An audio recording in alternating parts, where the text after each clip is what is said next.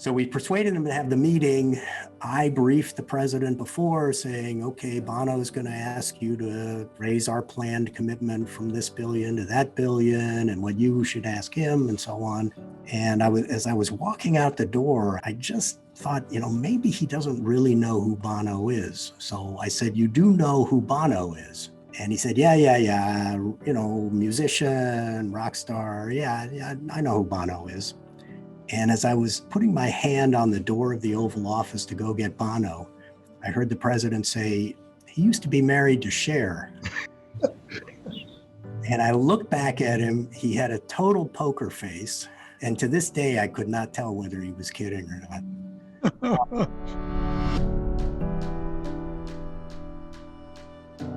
Welcome to Straight Talk, a podcast about big ideas featuring candid discussions with some of the world's foremost thinkers and doers. I'm Hank Paulson, chairman of the Paulson Institute, and today I'm speaking with Josh Bolten. Josh is president and CEO of the Business Roundtable, an association of CEOs of leading U.S. companies. Before joining the Business Roundtable in January 2017, Josh was managing director of Rock Creek Global Advisors, a consulting firm that he co-founded in 2011. Josh's 20 years of government service includes 8 years in the White House under George W. Bush as chief of staff, director of the Office of Management and the Budget, and deputy chief of staff for policy.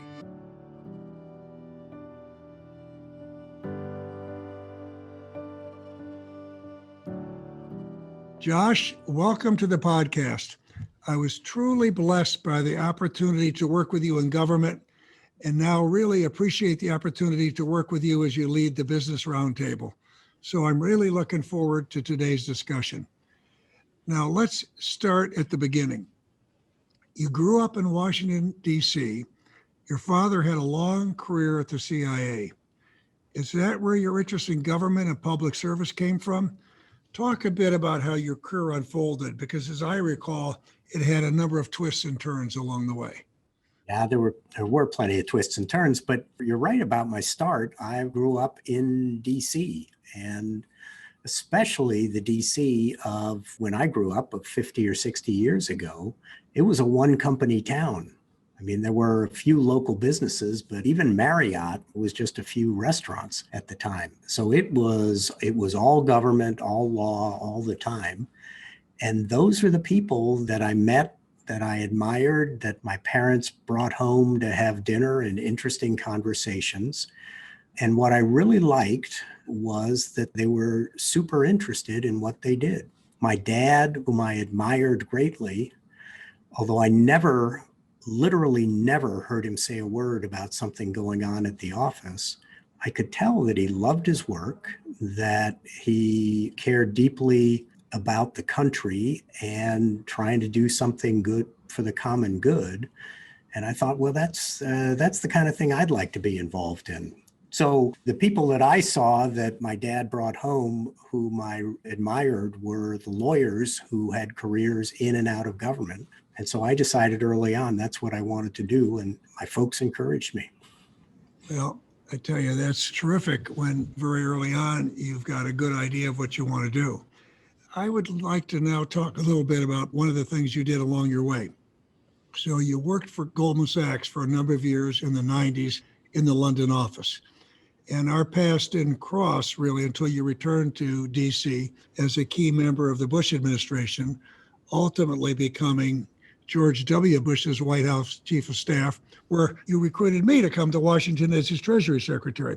But I'd like to start at the beginning of that. What led you to join the Bush team? And then talk a bit about what it was like working for the president. What is he like? Well, going back a little bit, I had a really good experience at Goldman Sachs. I had served in the Bush 41 administration, 3 out of the 4 years as general counsel to the U.S. Trade Representative, 1 year in the White House itself doing congressional affairs. But I was really blessed to have a chance to go to Goldman Sachs. It turned out for 5 years in London and had an excellent experience.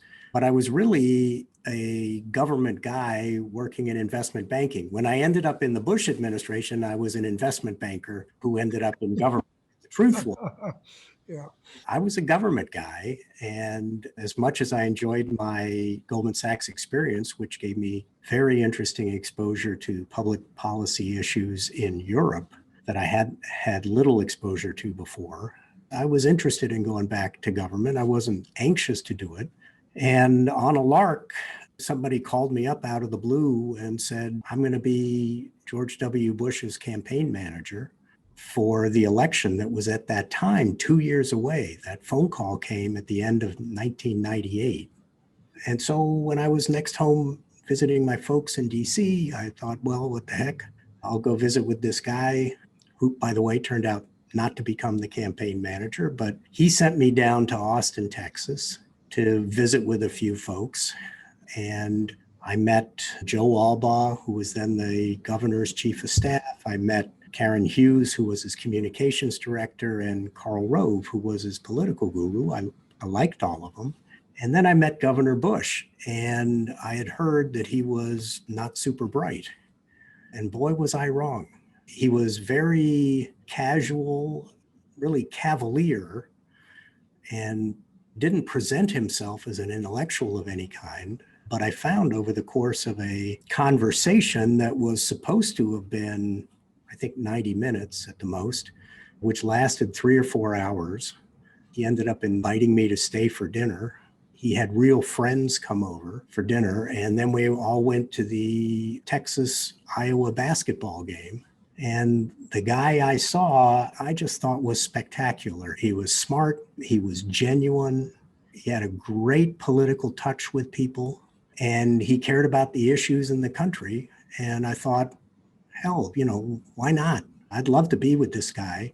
I didn't think he had a very good chance of winning the presidency. I mean, we were in the midst of peace and prosperity at the time, and the only thing that had really gone wrong was President Clinton's personal behavior. So I figured the Democratic nominee's likely to be Al Gore. He has the best chance of winning the presidency, and this guy, Governor Bush, has maybe a 1 in 3 chance of being the Republican nominee. But I said, what the heck? I want to be associated with this guy. So I moved to Austin, Texas, where I spent 2 of the most fun years of my life as the policy director of that campaign. Wow. And to just go back, as I recall, Goldman Sachs had gone public in 1999. I was the CEO, and my chief of staff said, we're going to bring this star from London who's going to come to the U.S., and you're going to have a top-notch public policy person here at Goldman Sachs. And then he came in one day and said, wait a minute, he's gone to work for George W. Bush. Now, that was the best thing that ever happened to the country and ever happened to me. But I said, how can he go to work for that guy who's got no chance of winning? So really interesting. Well, if you had had the experience I had of spending a few hours with him, you would have had a completely different. Absolutely. That's what happened to me. And you convinced me. So I now want to go to, you became the director of the Office of Management and the Budget in 2003. And as far as I'm concerned, that's a very important job that few people outside of DC understand. So Josh, take a minute or two and explain to our listeners what OMB is. The Office of Management and Budget is an office of 500 people, almost all of them career civil servants who operate within the complex of the White House, and they manage the budget for the entire country. They take the outline that the president wants of where his spending priorities are, and they make it work. They give the allocations to each of the departments and so on. And it's really the way, in most respects, that a president reflects his policy priorities. He does it through the budget, and he does it through the 500, in my experience, really excellent people who work at OMB. And while you were there at OMB, what I remember, Josh, is that you were making real progress. The Bush administration was making progress in reducing our national debt as a percentage of the economy. And then we got hit by the financial crisis. Well, first of all, I'm proud of that because we were in a period of reasonably good economic growth, but we also had a lot going on in government, including 2 shooting wars going on.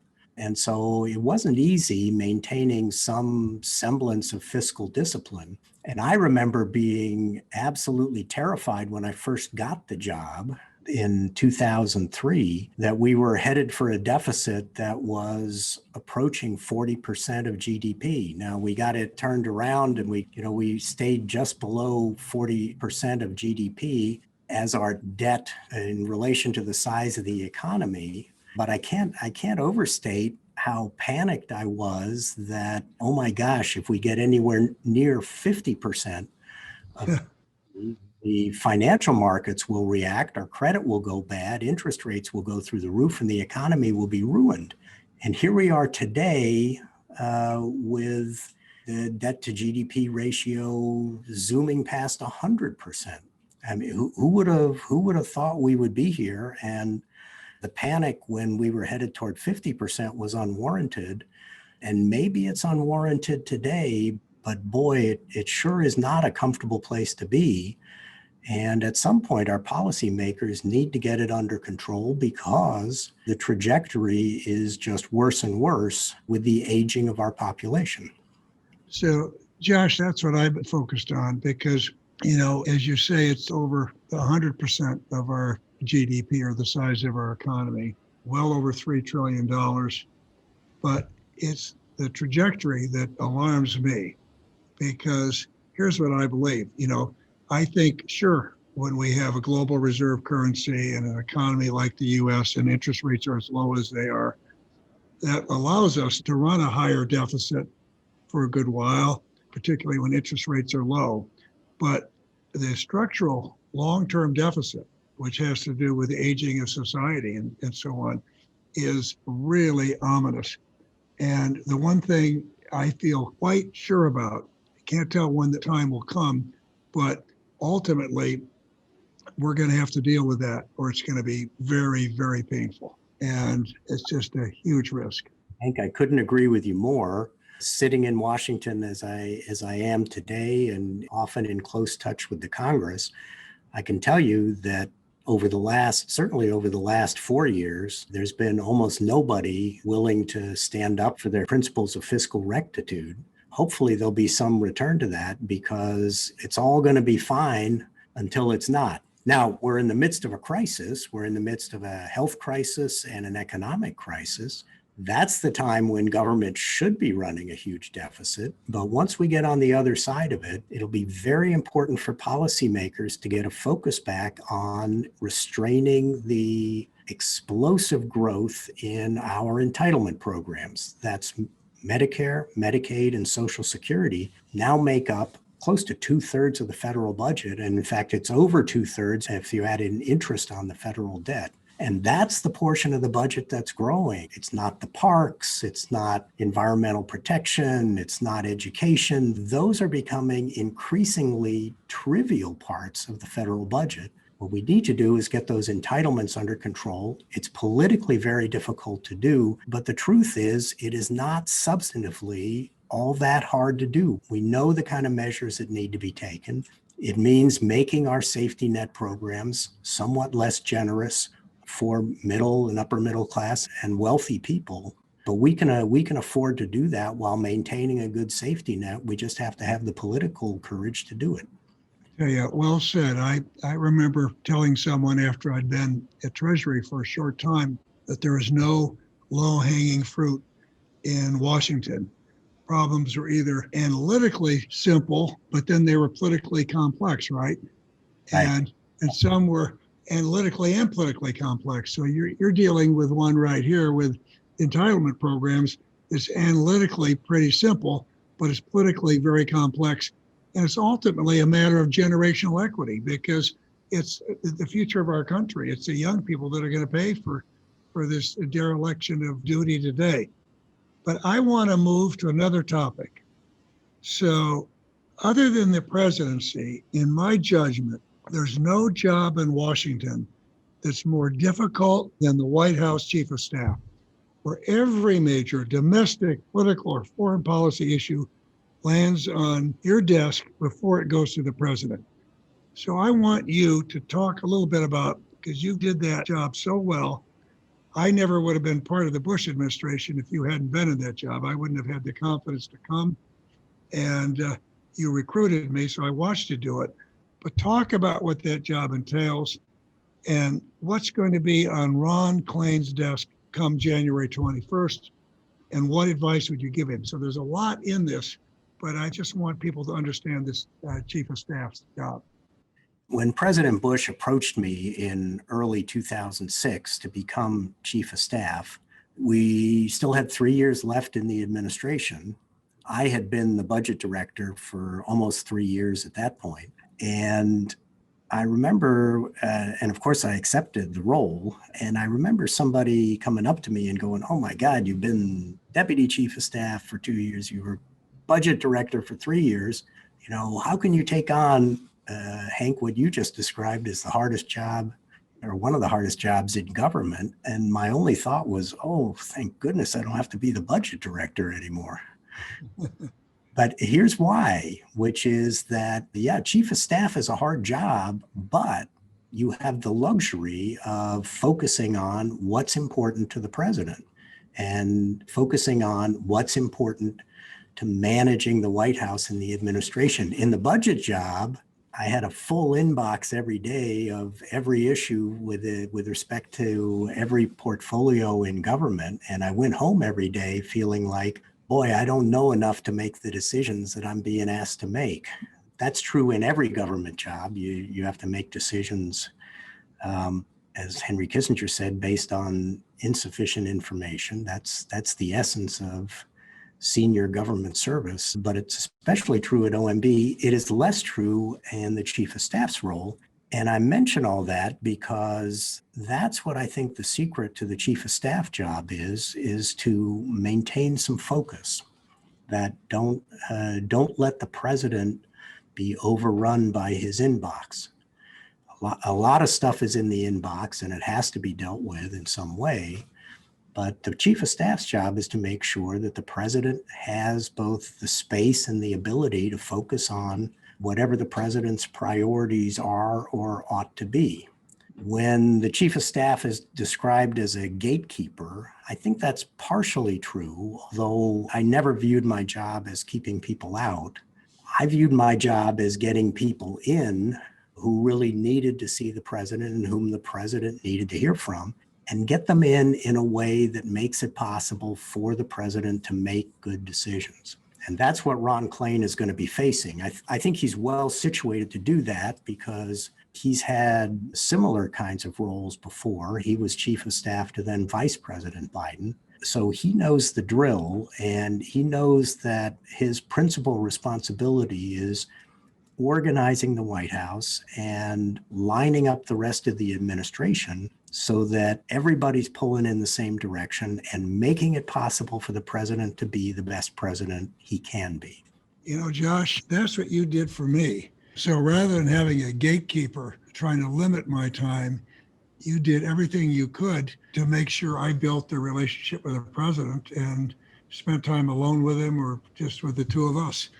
Yeah, and Hank, that turned out to have a huge payoff for the country because when the financial crisis hit, there probably was no more important relationship maybe in the world than between the president and his Treasury Secretary. You had developed the confidence that you needed to tell him, we have to do something dramatic in the next 2 hours, and you got to trust me, it's the right thing.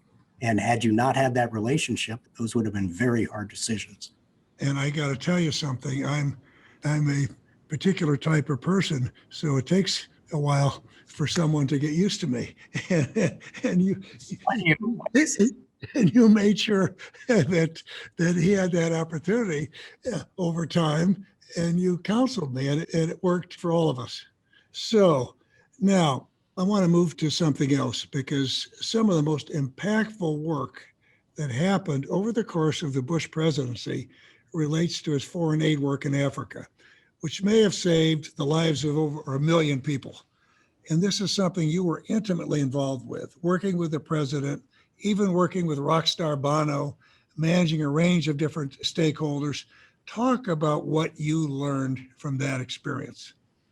Well, first of all, I'm super proud of having had a role in what we inartfully called the President's PEPFAR program, which rolls off the tongue. It stands for President's Emergency Plan for AIDS Relief. We didn't have good marketing on it at the time, but I never knew. I knew what it was, but I sure didn't know what that stood for. And I couldn't understand why you called it PEPFAR. But anyway, I'm glad to know. Well, and it started out as the president taking an interest in Africa, which is not typically at the top of a president's agenda, especially when, you had things blowing up in the Middle East. But Condi Rice and Colin Powell got the president interested in the future of Africa, which they persuaded him, I think correctly, is very intimately tied with the future of the planet. And as he became interested, it became clear that Africa was being hit with a pandemic of AIDS, that while it was a dangerous thing and coming under control in this country, it threatened to wipe out a whole generation in Africa and create such enormous areas of extreme poverty and desperation, really, that made it both an economic threat and a national security threat to the country. He was moved by the humanitarian crisis that was unfolding.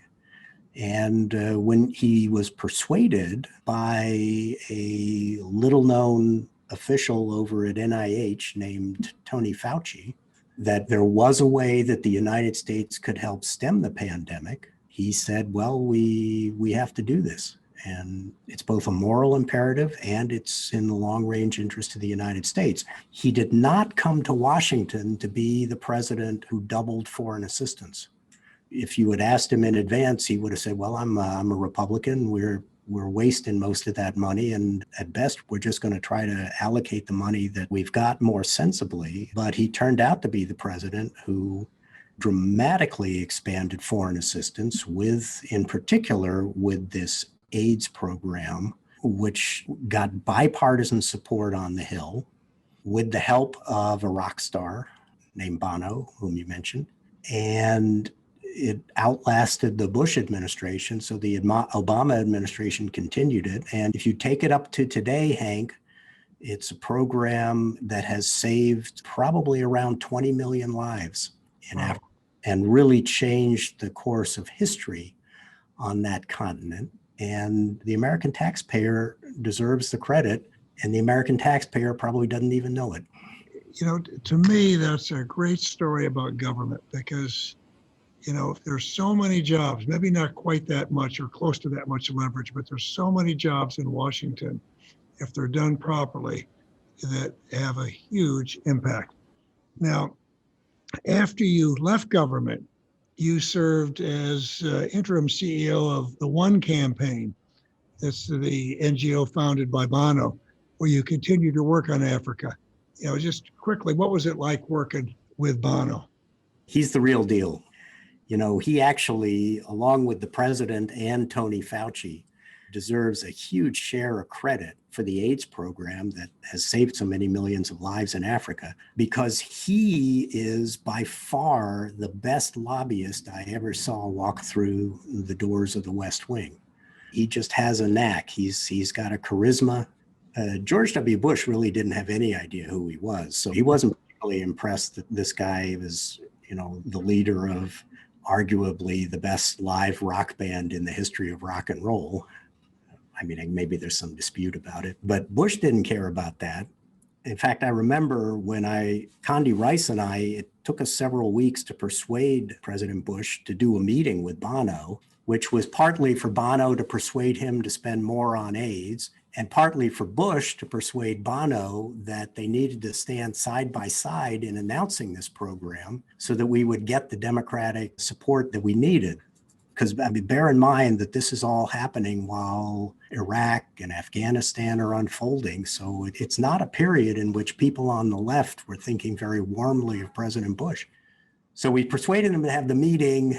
I briefed the president before saying, okay, Bono is going to ask you to raise our planned commitment from this billion to that billion and what you should ask him and so on. And it was a standard pre-brief. And as I was walking out the door, I just thought, maybe he doesn't really know who Bono is. So I said, you do know who Bono is? And he said, yeah, musician, rock star. Yeah, I know who Bono is.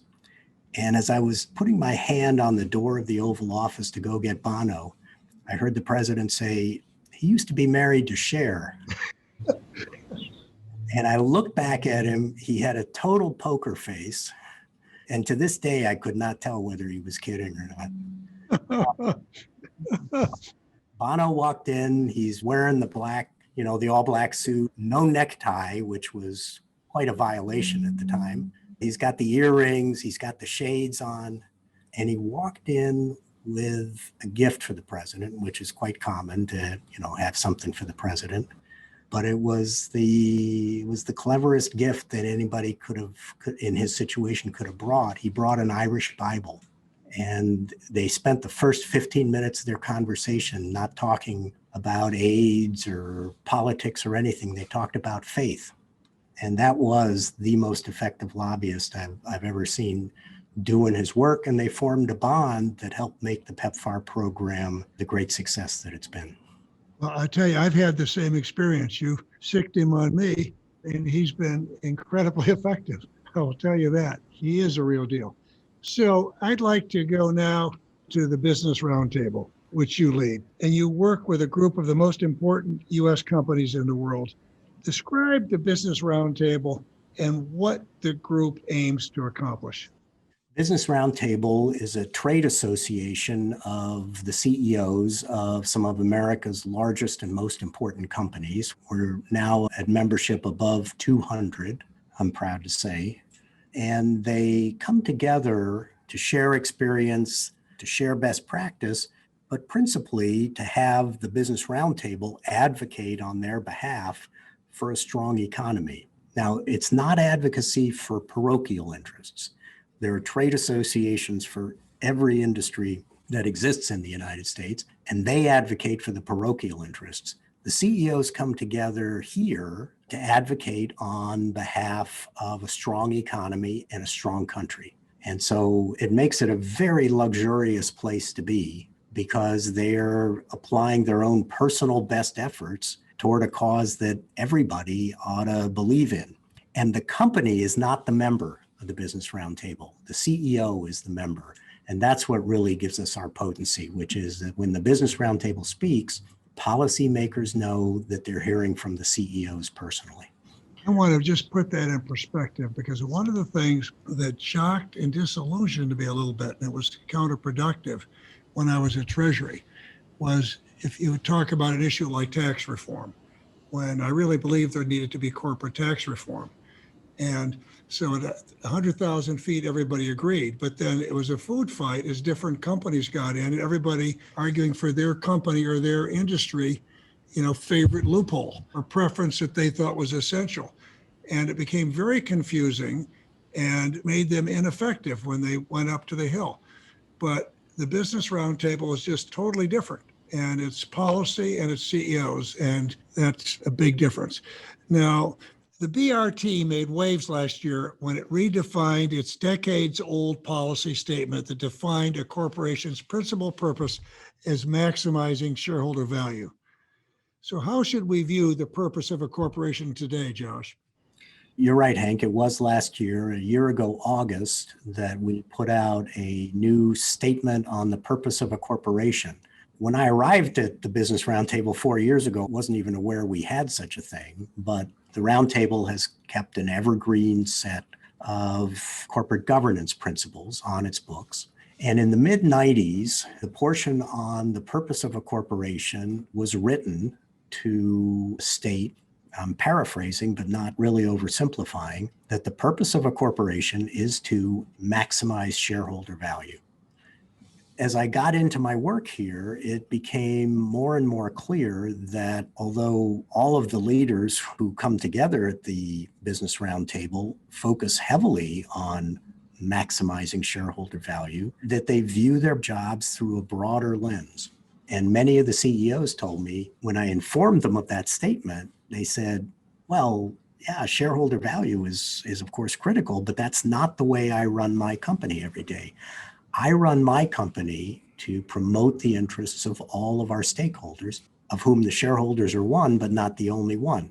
So the new statement that we put out in August of last year says that the purpose of a corporation is to support all of the corporation's major stakeholders. That's customers, employees, suppliers, the communities in which they operate, and the shareholders. And if you take care of the first four properly, then you're taking care of the long-term shareholder. So we've engendered a lot of debate, plenty of support, but also some criticism. And the criticism, I think, really misses a lot of the point, which is that in making this new statement, the CEOs didn't denigrate the shareholder. They're merely saying that I do all of these things in support of the long-term shareholder. Now, maybe they're denigrating a shareholder, but it's the short-term shareholder that they're denigrating. Yeah, I think that's the key point. Anybody that's running a business, I think for a long time, they should have been running it for the long term. And, you're not going to succeed in the long term to the extent you might if you don't take care of your customers and all of the other stakeholders.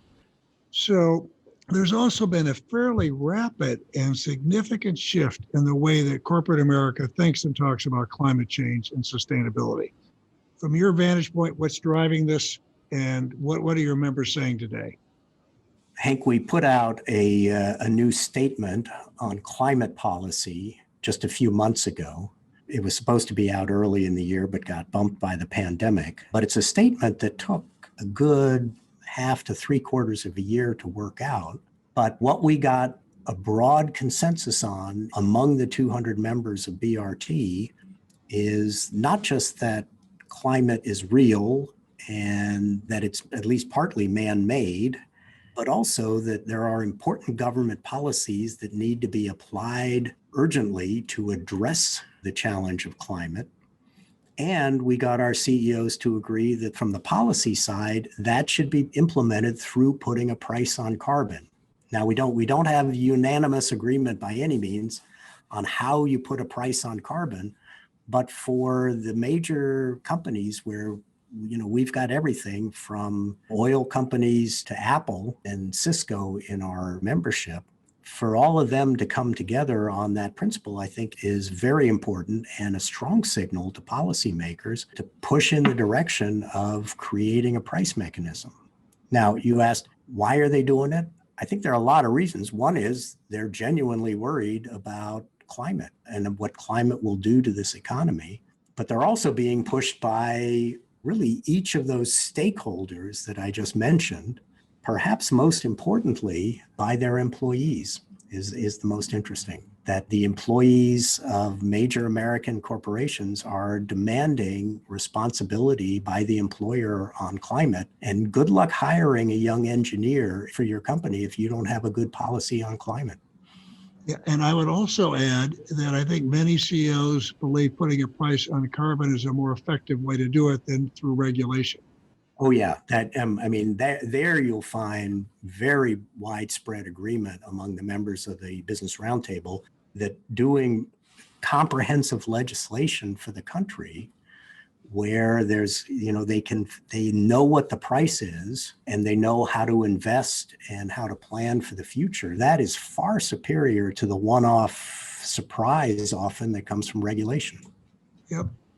And the idea that somehow other companies are going to be able to do everything they need to do without government policy, they also understand that's a fallacy. Now, I'd like to go to another hot button issue for American business, which has been China policy. You and I talk about this a lot. So how do you view the China challenge, and how do we keep American firms competitive given this challenge? And how do you think Biden should adjust America's policy toward China? There's a lot in that, We could spend hours on that, but just summarize it, what we need to do to keep American companies competitive and what you think Biden's got to do differently. Well, let me answer from my vantage point at the Business Roundtable, where I've now have several years of experience of watching our membership try to shape and then react to government policy on China. I should say that the Roundtable membership has been supportive of many of the economic policies of the Trump administration, particularly on taxation and regulation. But we've been in sharp tension with the administration many times on trade policy. Immigration is the other one that we've been in tension with the most on, but most frequently on trade policy. And China is the big issue in trade policy. And on that, I would have to say that most of the members of the Business Roundtable would agree with the Trump administration's identification of the problem. That the China that we hoped would be emerging and saw emerging, Hank, in the years when you and I were in government service, hasn't materialized. It's a much more statist, less market-oriented regime than I think any of us expected at the time that we supported entry of China into the World Trade Organization. And so we have almost every company that does business either in China or competes with China, which is most major American companies at this point, has found that they have challenges with market access in China. They have challenges with intellectual property protection.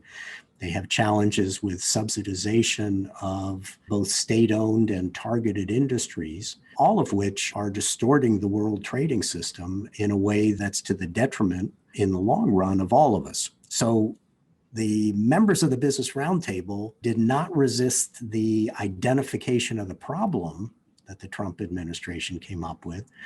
They did object to many of the tactics, which we thought were unnecessarily confrontational.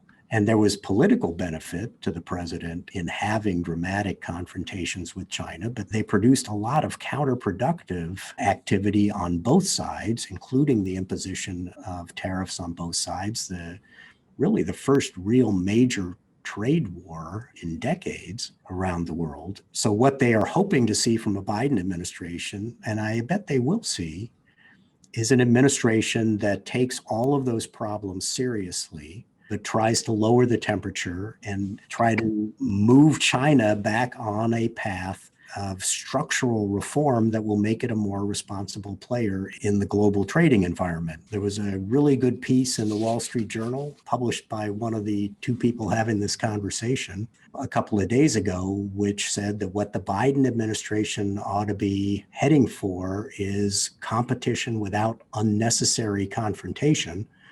And that's where I think the major CEOs of America would like to see us be. Let's make it possible to compete effectively with China without creating unnecessary confrontation. Yep, I obviously agree with that.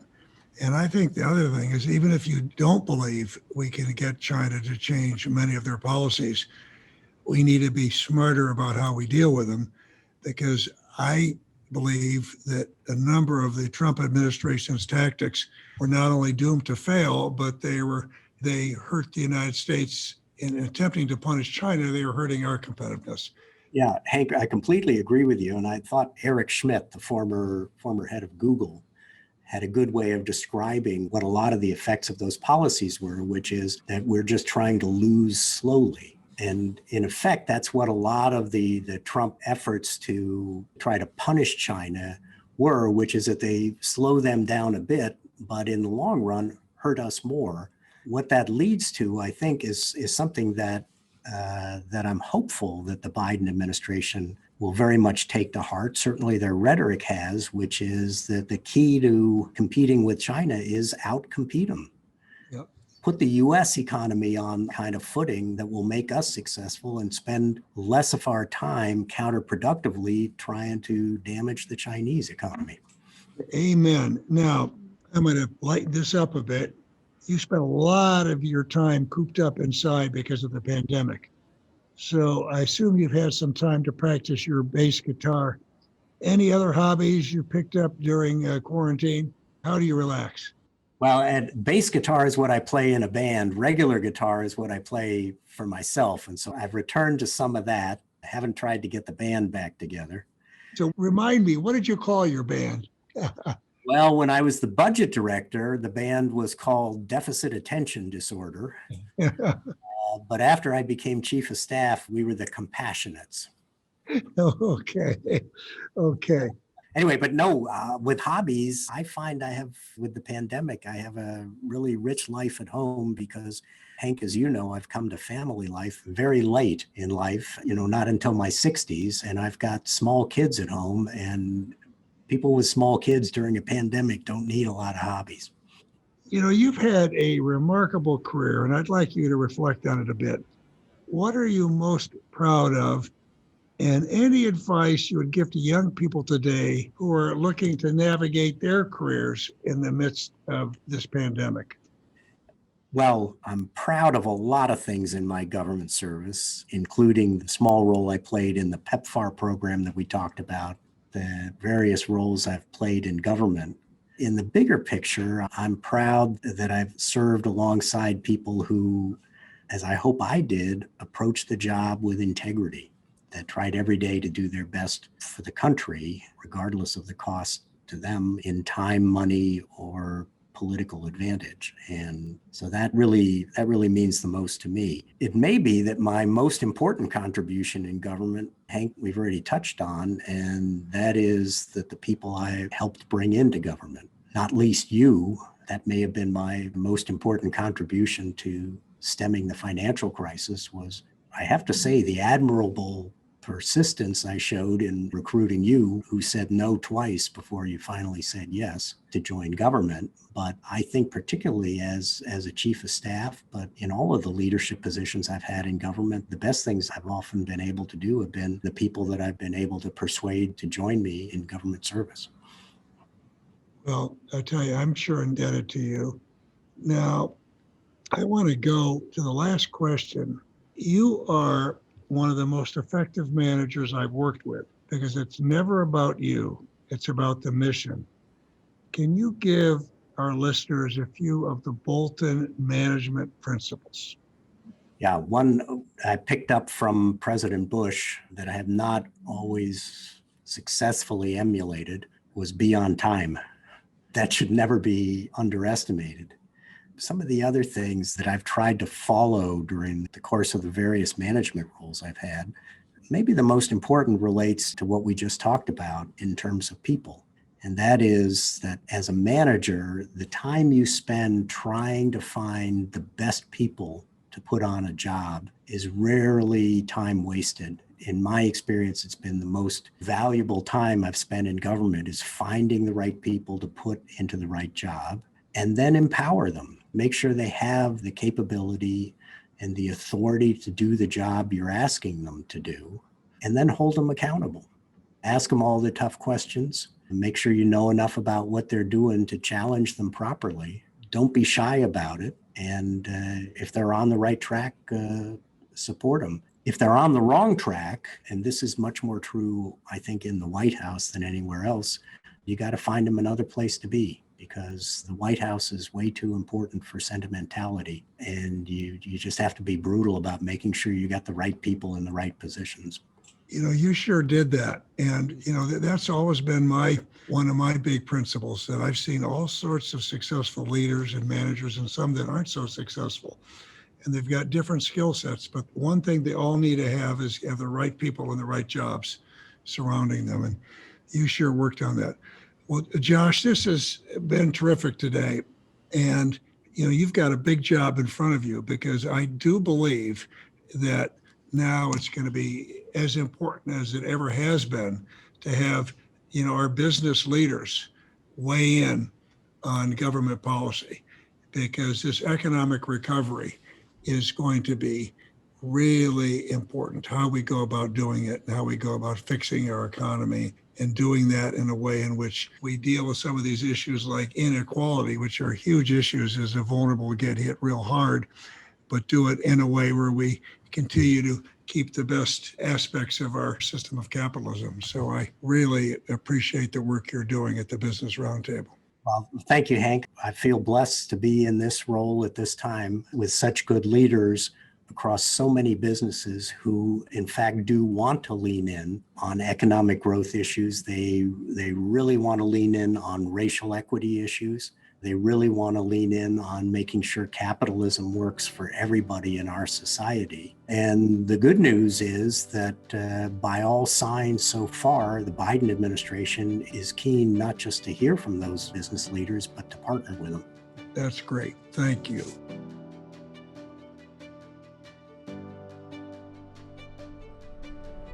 You have listened to Straight Talk with Hank Paulson, a podcast of the Paulson Institute.